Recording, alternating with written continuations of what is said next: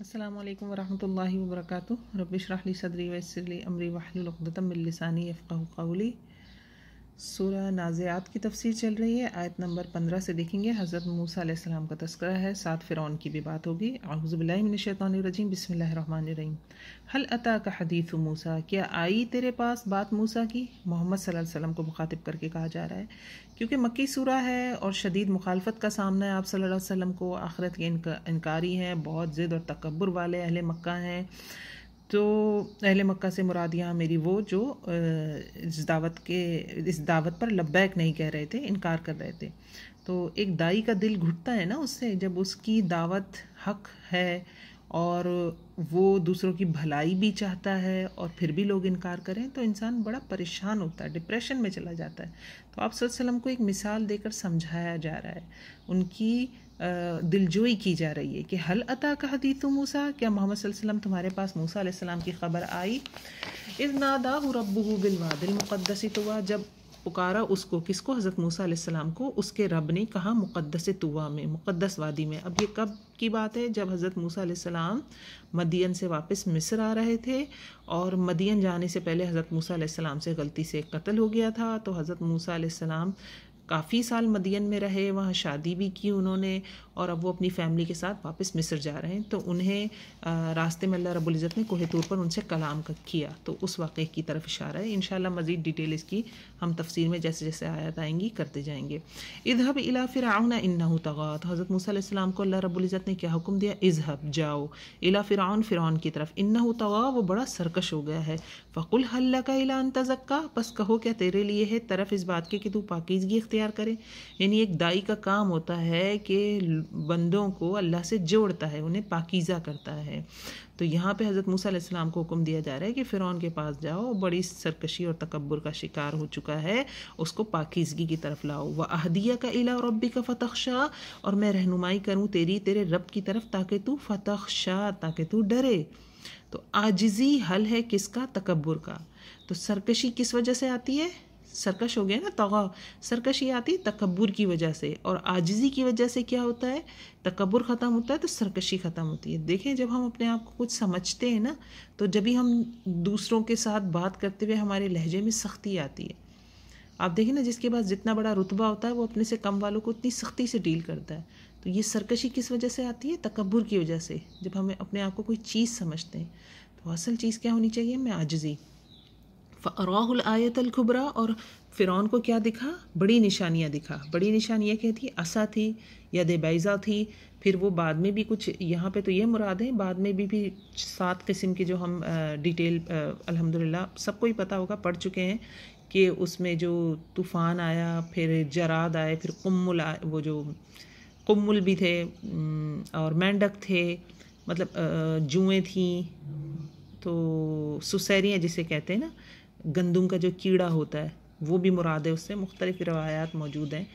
تو خون بھی تھا، برتنوں میں خون آ گیا ان کے. تو ہر طرح کی نشانیوں نے دکھائی گئیں تاکہ وہ دوبارہ رجوع کریں اللہ کی طرف. تو اتنا سب کچھ دکھانے کے بعد بھی کیا ہوا؟ فَكَذَّبَ وَعَصَىٰ، تو فرعون کا رویہ یہ تھا کہ اس نے بھی جھٹلایا، نافرمانی کی. یعنی محمد صلی اللہ علیہ وسلم، یہ اہل مکہ آپ کو تنگ کر رہے ہیں. ایک دائی کو، ایک پیغمبر کو اس طرح کی مشکلات کا سامنا کرنا پڑتا ہے. موسیٰ نے بھی کیا علیہ الصلاۃ والسلام. یہ مثال دے کے سمجھایا جا رہا ہے. ثم ادبر یسعیٰ، پھر اس نے پیٹھ پھیری، یسعیٰ دوڑتے ہوئے، یعنی تیزی میں آ گیا. اسے حضرت موسیٰ علیہ السلام کی بات اتنی بری لگی کہ وہ بندہ کہتے ہیں نا ایک دم ہی ایکٹیو ہو جاتا ہے. فحشر فنادا، پھر اس نے اکٹھا کیا اور پھر پکارا، یعنی اپنے لشکروں کو، جادوگروں کو. یہ بھی ڈیٹیل پوری پیچھے بیان ہو چکی ہے. فقال انا ربکم الاعلی، پھر کہا کہ میں تمہارا رب ہوں سب سے اعلیٰ. تو اس کا رویہ کیا تھا؟ اس نے حضرت موسیٰ علیہ السلام کے جو نشانیاں تھی، عجائب تھے، ان کو جادوگری کہا. پھر جادوگروں کو اکٹھا کیا اور پھر مقابلہ کروایا. اگرچہ وہ اس مقابلے میں ناکام ہو گئے جادوگر، اور جادوگر ایمان لے آئے حضرت موسیٰ علیہ السلام پر، یعنی اللہ پر. اس کے باوجود بھی کیا رویہ تھا فرعون کا؟ وہ نہ بدلا. فقال انا ربکم الاعلی، پھر کہا کہ میں تمہارا رب ہوں سب سے اعلیٰ. تو اللہ رب العزت نے پھر کیا کیا؟ تو ایک دائی کام کرتا ہے، تکلیفیں اٹھاتا ہے، تو اس کا کام کیا ہے؟ بات پہنچا دینا. باقی چیزیں اللہ رب العزت دیکھنے والے ہیں. فَأَخَذَهُ اللَّهُ نَكَالَ الْآخِرَةِ وَالْأُولَىٰ، تو پکڑ لیا اس کو اللہ نے کس میں؟ نکال میں، عذاب میں، کس کی؟ آخرت اور اولا، آخرت کے بھی اور اولا کے بھی۔ اولا سے مراد دنیا ہے، یعنی اگر کوئی تمہارے ساتھ ایسا کر رہا ہے کہ ایمان نہیں لا رہا، تمہیں تکلیفیں دے رہا ہے، تو اللہ رب العزت ہے۔ فرعون سے بڑھ کے تو نہیں ہے نا اہل مکہ، فرعون کی فرعونیت، پھر اس کی بادشاہت، پھر اس کی جو اتھارٹی تھی، اس کا جو سسٹم تھا، مصر اس وقت کے اسٹیبلش ترین جو کہتے ہیں نا کہ سسٹم، نظام جو اس نے قائم کیا تھا، اور وہاں پہ زراعت ہوتی تھی، اور جس طرح سے اس نے نہری نظام بنا رکھا تھا، تو اہل مکہ کو اس سے اوپر نہیں ہے۔ تو جب اس نے سرکشی کی تو اللہ نے پھر اس کو بھی نکال الآخرۃ والاولیٰ میں پکڑ لیا۔ تو پھر یہ چیز کیا ہے؟ ان فی ذلک لعبرۃ لمن یخشی، یقیناً اس میں عبرت ہے، اور کس کے لیے ہے؟ کون اس سے نشانی پکڑے گا؟ لمن یخشی، واسطے اس کے جو ڈرتا ہو۔ تو یہ تبلیغ بھی کی جا رہی ہے ساتھ ساتھ کہ اہل مکہ کو بھی سنایا جا رہا ہے کہ فرعون کی نشانی تمہارے سامنے ہے، وہ بہت بڑی کوئی چیز تھا، میں نے اس کو بھی کیسا کر دیا، نیست و نابود کر دیا، تو تم بھی ایمان لے آؤ۔ اب دوسری نشانیاں کچھ بتائی جا رہی ہیں ایمان کی طرف بلانے کے لیے۔ اَأَنتُمْ أَشَدُّ خَلْقًا أَمِ السَّمَاءُ بَنَاهَا، کہ تم زیادہ سخت ہو تخلیق میں، یہ آسمان دیکھو میں نے اس کو بنایا ہے۔ تو اللہ تعالیٰ اب دوسری دیگر نشانیاں دکھا رہے ہیں۔ رفع سمکہا فسواہا، پھر اس کو اٹھایا اس کی بلندی کو، فسواہا، پھر درست کیا۔ آسمان دیکھیں نا کیسا ہے، بادل کیسے ہیں، اور 7 آسمان ہیں۔ ہم ابھی اس کو اچھی طرح سمجھ نہیں سکیں، جیسے جیسے سائنس ترقی کرے گی ہم پہ یہ چیزیں کھلتی جائیں گی۔ اور وَأَغْطَشَ لَيْلَهَا وَأَخْرَجَ ضُحَاهَا، اور ڈھانک دیا اس کی رات کو، یعنی رات ہوتی ہے تو آسمان کیسا لگتا ہے، دن میں الگ منظر آتا ہے۔ وَأَخْرَجَ ضُحَاهَا، اور نکالا اس کے دن کو، اس کی دھوپ کو۔ وَالْأَرْضَ بَعْدَ ذَلِكَ دَحَاهَا، اور زمین کو بعد اس کے اس نے بچھا دیا۔ أَخْرَجَ مِنْهَا مَاءَهَا وَمَرْعَاهَا، پھر نکالا اس نے اس سے اس کا پانی اور اس کا چارہ۔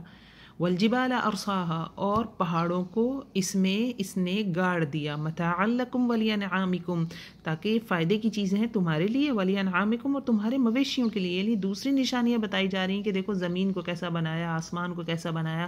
زمین دیکھی کیا ہے، ہماری ہر ضرورت کو زمین اور آسمان پورا کر دیتے ہیں، ہر ضرورت کو۔ وہ جو سورج ہے آسمان میں، اس کی جو روشنی آ رہی ہے، اگر وہ بند ہو جائے تو بندہ کیا دنیا میں، زمین پہ، پلانٹ ارتھ پہ زندگی ختم ہو جائے گی۔ ہوا ہے، ایٹماسفیئر ہے ہمارا، اوزون کی لیئر ہے جو ہمیں بچا رہی ہے خطرناک شعاؤں سے، پھر آکسیجن ہے، یہ آسمان ہماری ضرورتیں پوری کرتا ہے۔ اور پھر زمین دیکھیں، وہاں سے چارہ نکل رہا ہے، ہم کھا رہے ہیں، ہم اپنے مردے بھی دفنا رہے ہیں، ہم اس سے کول بھی نکال رہے ہیں، مائننگ بھی ہو رہی ہے، نمک نکال رہے ہیں، دوسرے میٹلز نکال رہے ہیں۔ تو اللہ رب العزت فرما رہے ہیں کہ دیکھیے یہ اتنی بڑی بڑی نشانیاں تمہارے ارد گرد پھیلی ہوئی ہیں، پھر پچھلی قوموں کے قصے تمہارے پاس موجود ہیں کہ ان کا کیا حشر کیا گیا، اس کے باوجود بھی ایمان نہیں لاتے۔ تو یہ کچھ نشانی اللہ رب العزت نے یہاں بیان کی۔ یہاں پہ ایک والارض بعد ذلک دحاہا، کہ اس نے بچھا دیا، اس کو بچھانا۔ اب دحاہا میں بیضوی بھی مراد ہے، اوول بھی مراد ہے۔ دحاہا جیسے شتر مرغ کا انڈا ہوتا ہے نا، وہ شیپ، یعنی ایک اوول تو ہے لیکن ایک طرف سے ہلکا سا پوائنٹڈ ہے اور ہلکا سا ایک طرف سے فلیٹ ہے۔ تو زمین کا جو پلانٹ ارتھ ہے، اس کا جو اسٹرکچر ہے وہ سیم ایسی ہی ہے، بیضوی ہے، زمین گول نہیں ہے۔ تو یہاں قرآن میں 1400 سال پہلے بتا دیا گیا ہے کہ زمین کیسی ہے، عجائب القرآن میں سے ہے۔ تو کچھ نشانیاں اللہ نے بیان کی، اور اس کے بعد دوبارہ سے قیامت کا تذکرہ ہوگا، اور پہلے بھی ان آیتوں کے اس سیٹ سے پہلے بھی قیامت کا تذکرہ کیا گیا ہے۔ انشاءاللہ اگلی ویڈیو میں اس کو دیکھتے ہیں۔ السلام علیکم ورحمۃ اللہ وبرکاتہ۔